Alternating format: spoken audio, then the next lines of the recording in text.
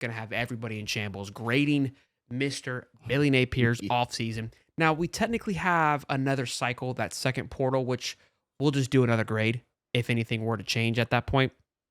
But I think we've come to a pretty good realization of what's happened. There could still be moves. I mean, again, Rob Sale, that contract hasn't been fully confirmed or not confirmed, so that could move your grade one way or another.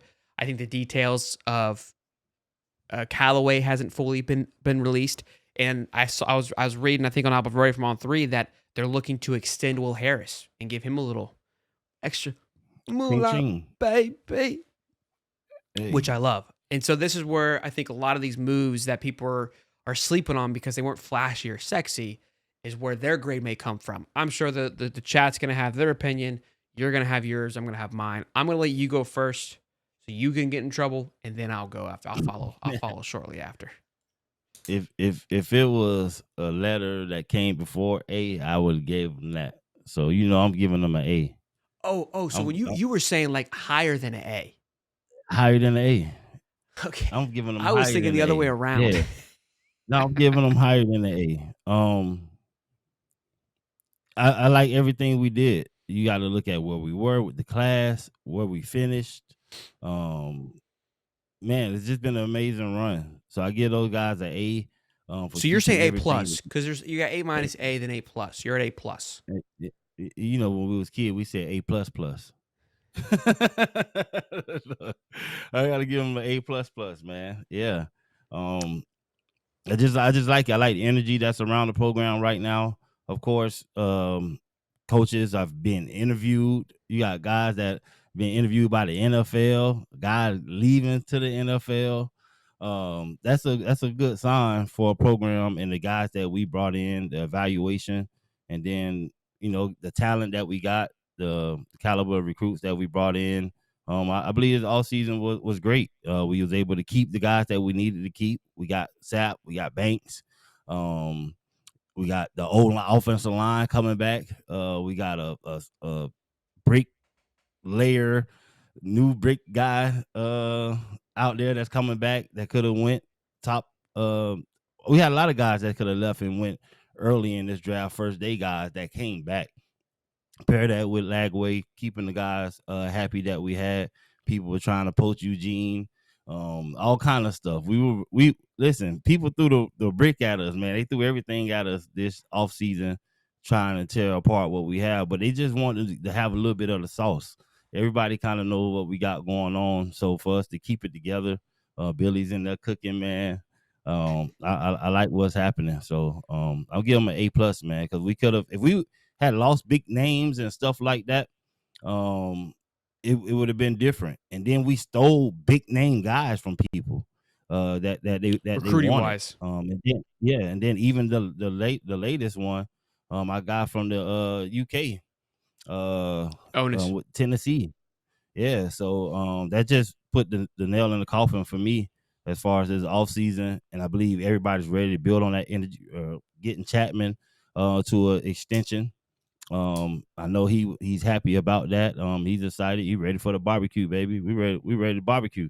You know what I mean? So everybody's ready to cook. We took care of Billy Gonzalez with the receiving core that we got coming in. Those guys having faith in him. Obviously, the recruits believe in him. I don't care what the outside noise are saying. I'm an in-house guy.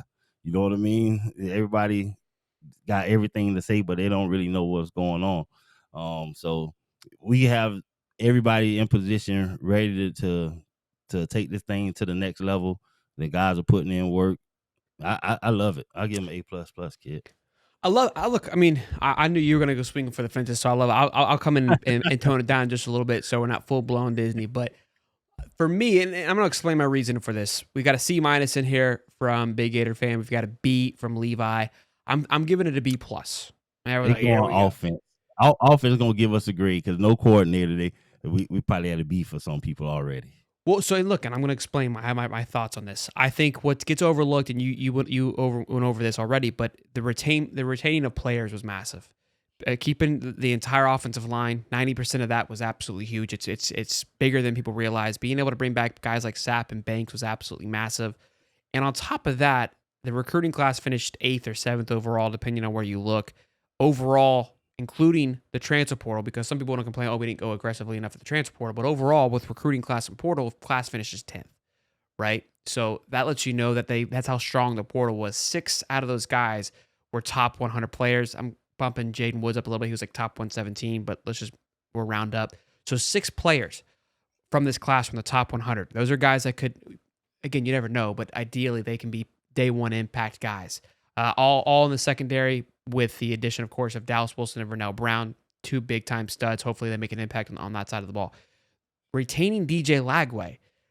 I mean, it sounds crazy, but that was a lot of work. Right. That was a lot of work. I mean, he's arguably, I mean, not arguably, he is a top 10, if not top 5 returning player for college football. Anywhere he would have went, that team immediately would have been a favorite. And just given the fact that if you look around and see how Florida is being looked at from outside media sources, they're playing the exact same schedule they are this year that they did last year. And the noise last year surrounding them was like they're barely going to win 3 games. You've got people now putting them in their early projections to be in the playoffs. That is because of the retainment of players and then of DJ Lagway. Those are all massive moves. And like you said, retaining these coaches. Obviously, we know Chapman was interviewing with the Bears. Will Harris. Triquez Bridges was on an NFL show just getting a ton of love. Triquez Bridges hadn't have a pulse before this season. Where do you think that came from? Checkmate. That's who it came from. Will Harris is being looked at.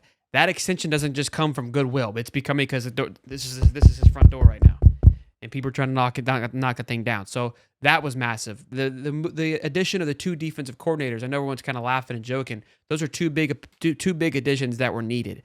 The GM moves and all that front office moves were massive. I was actually on the Allie Peak show. I would love going on Allie's show. We're gonna have her on. Great conversation. She asked me my thoughts on the offensive coordinator. I liked it. I was positive about it. And she kind of made me be more open to it, where, again, I think that the perspective should be, it's not that we hate you, Billy, or that we don't want you to call plays. It's that if analytically it hasn't been the greatest, and it's like you do everything else really, really well, and we want the success to continue. And I kind of came to the conclusion, it's like, well, maybe there needs to be a guy around him to be able to have that heart to heart. Not necessarily a yes man, but it's like, Billy, we want you to bring in an offensive coordinator because if you look at the paper and the analytics, this is what we're missing on. And historically, yes, I know your play calling has got you here and these things have done this, but historically, this is where you've always ended up. And this is Allie's point. It's like, look, what's elevated you is your people skills, the people you've been put around you, which you've done a good job, your ability to recruit, and your ability to maintain relationships. That's all at a peak right now. You've got the number 1 quarterback in the country. You've got a defense that is thriving. You've hired 2 guys that nobody was even looking at. Now everyone wants a piece of it. You've done everything right. This is one piece that you need to hand off, because if we do that, we're going to be able to hit the next stratosphere. And that's why I'm not going to give it an A, because I really think after talking to her, opened my eyes of like, yeah, this was a move that you're at a place to really capitalize. And if you can't see that, that's a miss in my eyes. 2 things. One, you basically said Billy is not necessarily an NFL head coach. He's more of a Billy. You really a GM. You think bigger, Billy. You thinking small, Billy. You need to be thinking big. Correct. He's really a GM. So I can feel you on that point. For him, if you probably feel like it's just college, but yeah. But with that expanded role that you had to have, it could have taken a lot of weight from him and what he's able to produce offensively, trying to hold the team together and not lose it all. So with those relieved roles, I'm just believing in the magic. I already know what Lagway does for the offense, even if it's the same as last year. We don't have to call any wrinkles, but I already know that if we call a shell of the offense last year because of the circumstances. Mertz was one circumstance, and Lagway being injured was a whole nother circumstances where we haven't even seen the full playbook of what Billy has to offer, because Billy offense actually requires a mobile quarterback, and Mertz has never been that for us like that.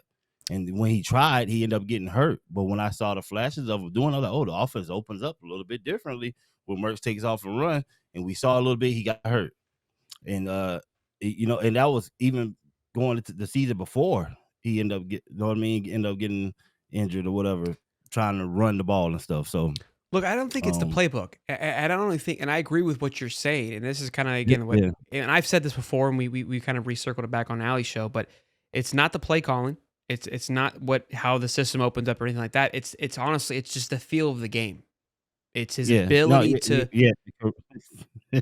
That's my concern. Correct. Like that I give you that because it's been times where it just doesn't matter who's back there. I'm Just the not trying play to give call him a itself just cop doesn't out, seem right. but I'm being hopeful because we have to. Sure. When No, you I get where sign I up get to where you're take at. something in, you have to find a hopeful stance on it because this is what we're presented with.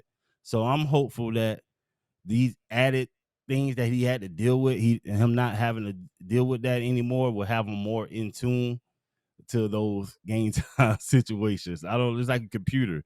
If it's got too much space, like too much space on your phone, not you don't allocate enough space, things start to slow down in the process. You know what I mean? You lag over here. So I'm thinking some of the stuff off the table will cause those in-game situations to not lag as much. But the only other thing I want to say is the retaining of Lagway. I just want to say this, speaking with my good friend Dallas Baker. He's a wide receiver coach at Baylor. He was down to Touchdown maker. Texas. Yeah, he was down to Texas and he went to visit Lagway's high school. I believe he's looking at a wide receiver down there. And he said, Steven, I just want to let you know, and you can let all the Gator Nation know that there's nothing that will have Lagway leave the University of Florida. He said there is nothing, not a single thing that will make him leave the universe. So retaining him, I understand what you said.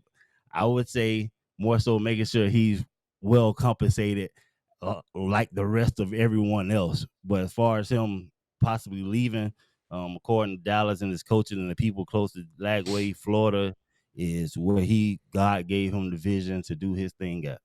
And I can I don't think concur. he's gonna go against God. I've heard that from other parties as well that he is I a just want to Gator. throw that out there. But I understand what you were saying. I just But want you know, to, it's but still you do have to make sure he's compensated though. You can't say, hey, this guy got a $2 million he ain't Red playing for Bull free. deal, and you come on. Come on. Michael Dixon said, "Look, and I think there's a point to this. He said Callaway is going to be part of the play calling, and Levi says I think he's going to secretly let Callaway, make some plays. I think there's a part of that too where Napier seems like the guy that's going to front the responsibility because if things go array, he wants that to be on him.